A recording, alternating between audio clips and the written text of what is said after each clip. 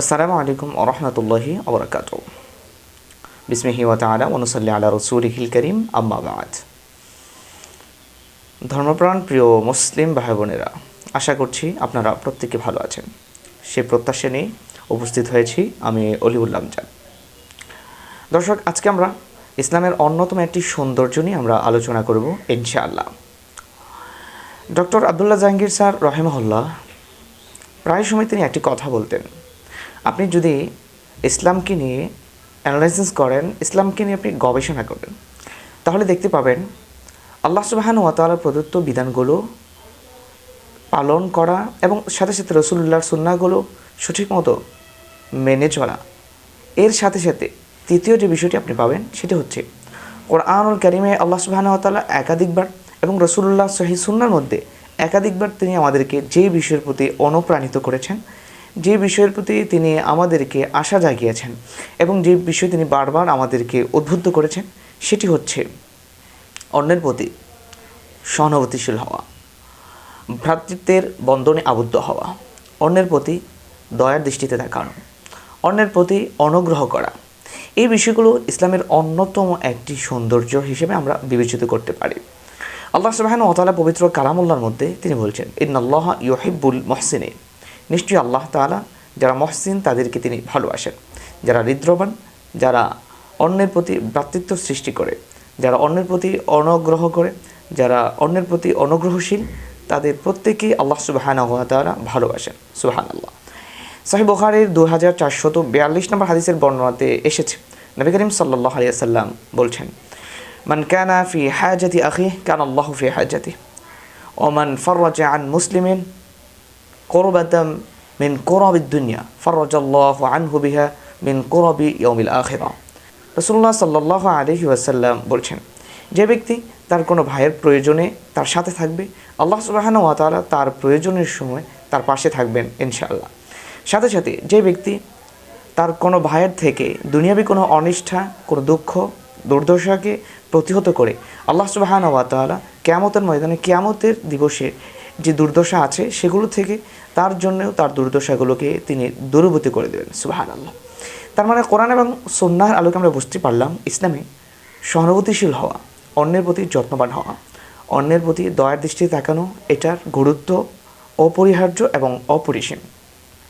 আমি যদি এই বিষয়টিকে আপনাদেরকে ছোট্ট একটি ফর এক্সাম্পল দিয়ে আমি আপনাদেরকে বুঝাই, আরবের ফেমাস একজন মানুষ, বিখ্যাত একজন মানুষ, যার নাম আব্দুল্লাহ ইবনে আহনাফ। আব্দুল্লাহ ইবনে আহনাফের গল্প আপনারা অনেকেই শুনেছেন, যে আব্দুল্লাহ ইবনে আহনাফ জীবনের শুরু লগ্নে অসহায় ছিলেন, দরিদ্র ছিলেন, টাকা পয়সা ছিল না, তার মনে প্রশান্তি ছিল না, কোনো কিছুই তার অধীনে ছিল না। আব্দুল্লাহ ইবনে আহনাফ জীবনের শুরু লগ্নে ভাবতে লাগলেন, আমার হয়তোবা অর্থ পয়সা নেই, টাকা পয়সা নেই, এই জন্য হয়তোবা আমার মনে প্রশান্তি নেই। তাই তিনি অর্থ উপার্জন করতে লাগলেন, ধন সম্পদ উপার্জনে তিনি লিপ্ত হয়ে গেলেন। এক পর্যায়ে আল্লাহ সুবহানাহু ওয়া তাআলা আব্দুল্লাহ ইবনে আহনাফকে অডেল ধন সম্পদের মালিক তিনি তাকে করেছেন। কিন্তু আব্দুল্লাহ ইবনে আহনাফ দেখলেন, এত ধন সম্পদ থাকা সত্ত্বেও আমার অন্তরে প্রশান্তি আসছে না। তিনি বিশ্বের সুন্দর সুন্দর যে বস্তুগুলো আছে সেগুলোকে তিনি ক্রয় করতে শুরু করলেন, কিন্তু এতে কি প্রশান্তি আসবে? কখনোই না। আব্দুল্লাহ ইবনে আহনাফ বিশ্বের যত সৌন্দর্যমণ্ডিত বস্তুগুলো ছিল সব কিছু ক্রয় করার পরেও তিনি দেখলেন অন্তরে প্রশান্তি আসছে না। তিনি ভারাক্রান্ত হৃদয় নিয়ে বসে আছেন। হঠাৎ করে আব্দুল্লাহ ইবনে আহনাফের একজন সাদেক, একজন দোস্ত, একজন বন্ধু এসে আব্দুল্লাহ ইবনে আহনাফের কাছে আরজ করলেন, আব্দুল্লাহ, আল্লাহ সুবহানাহু ওয়া তাআলা আপনাকে অডেল সম্পদের মালিক বানিয়েছেন। আমাদের অমুক শহর, অমুক গ্রামে, অমুক বস্তিতে, অমুক পঙ্গখানাতে প্রায় 5 শতাধিক মানুষ পঙ্গু অবস্থায় আছে, যারা অন্যের সাহায্যে চলতে হয়, যারা একাকী চলতে পারে না, যারা অন্যের দ্বারস্থ হয়ে তারপরে নিজের দায়িত্ব বোঝা অন্যের কাছে দিয়ে নিজেকে পরিচালনা করতে হয়। আপনি যদি তাদের জন্য অটো হুইল চেয়ারের কিছু ব্যবস্থা করে দিতেন, তাহলে হয়তোবা অন্যের সাহায্য ছাড়াই নিজেরা তারা অটো হুইল চেয়ার ব্যবহার করে তারা চলতে পারত। আব্দুল্লাহ ইবনে আহনাফ তিনি বললেন, ঠিক আছে, কত টাকা লাগবে? এত টাকা। তিনি টাকা দিয়ে দিলেন। দোস্ত বললেন, টাকা দিলেই কি হবে? আপনি যদি আমার সাথে যেতেন তাহলে বিষয়টা আরও চমৎকার হতো না? আব্দুল্লাহ ইবনে আহনাফ দোস্তের কথা মেনে তিনি দোস্তের সাথে গেলেন।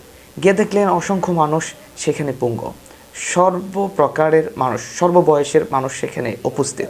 আব্দুল্লাহ ইবনে আহনাফ যখন নিজ হাতে হুইল চেয়ার গলে দিচ্ছিলেন, হঠাৎ করে তার সামনে একজন যুবক পড়ল, যে যুবকের দুটি পা নাই। আবদুল্লাহ ইবনে আহনাফের পাকে জড়িয়ে ধরল, অজোরে কাঁদতে লাগলেন। আবদুল্লাহ ইবনে আহনাফ জিজ্ঞাসা করলেন, যুবক, তোমার কি প্রয়োজন?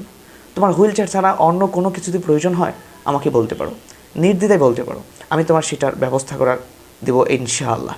আমি সে তোমার ইচ্ছা, তোমার বাসনাকে আমি পূরণ করে দেব ইনশাআল্লাহ। তবে ওই যুবক কোনোভাবেই আবদুল্লাহ ইবনে আহনাফের পা ছাড়ছে না। আবদুল্লাহ ইবনে আহনাফ শেষমেশ আবার জিজ্ঞেস করলে, তোমার কী চাহিদা, কেন তুমি অজরে কাঁদছো, আমাকে একটু বলবে? ওই যুবক, যার দুটি পা নেই, আবদুল্লাহ ইবনে আহনাফকে চেহারার দিকে বারবার তাকিয়ে বলছিলেন যে, আবদুল্লাহ, আমি আপনার চেহারাটাকে বারবার দেখে নিচ্ছি যে আল্লাহ সুবহানাহু ওয়া তাআলা যদি কিয়ামতের বিচারের দিবসের পরে আমাকে পঙ্গু হিসেবে এই ওসিলায় যদি বা অন্য কোনো কারণে আমাকে জান্নাত প্রদান করেন, আমি আপনাকে ছাড়া ওই জান্নাতে প্রবেশ করব না। সুবহানাল্লাহ।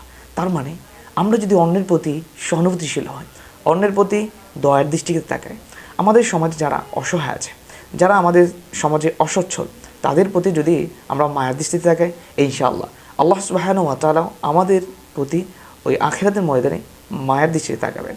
আল্লাহ সুবহানাহু ওয়া তাআলা আমাদের প্রত্যেককে অন্যের প্রতি সহানুভূতিশীল হওয়া, হৃদ্যবান হওয়া, ভ্রাতৃত্বের বন্ধনে তাদেরকে আবদ্ধ করে নেওয়ার মতো তৌফিক এবং আমাদেরকে ক্ষমতা দান করুন।